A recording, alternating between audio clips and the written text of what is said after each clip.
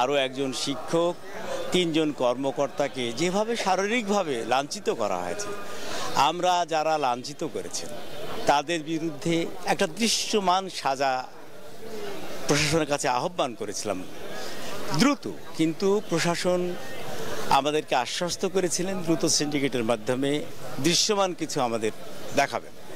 কিন্তু কি দেখলাম আমরা সিন্ডিকেটে, যে ওই গত জানুয়ারি মাসের 2 তারিখে যে ঘটনা ঘটেছিল সেই ঘটনার পুনরাবৃত্তি হওয়া সত্ত্বেও সেসব সন্ত্রাসী কর্মকাণ্ডের সঙ্গে যারা জড়িত তাদের বিরুদ্ধে কোনো আইন জরুরি ব্যবস্থা গ্রহণ না করে কমিটি করে দিয়েছিল।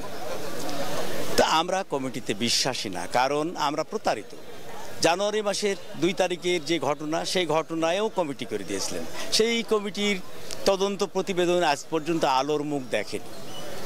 তাই আমরা যতক্ষণ পর্যন্ত এসব সন্ত্রাসী কর্মকাণ্ডে যারা জড়িত তাদের সাজা বা তাদের বিচার আমাদের কাছে দৃশ্যমান না হবে ততদিন পর্যন্ত আমরা আন্দোলন সংগ্রামে থাকব।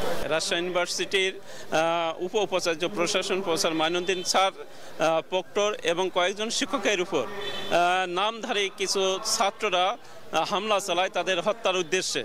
আমরা সেই প্রতিবাদে, তাদেরকে লাঞ্ছিত করার প্রতিবাদে শিক্ষক সমাজ গত 21 তারিখ থেকে আমরা কর্মসূচি দিয়েছি।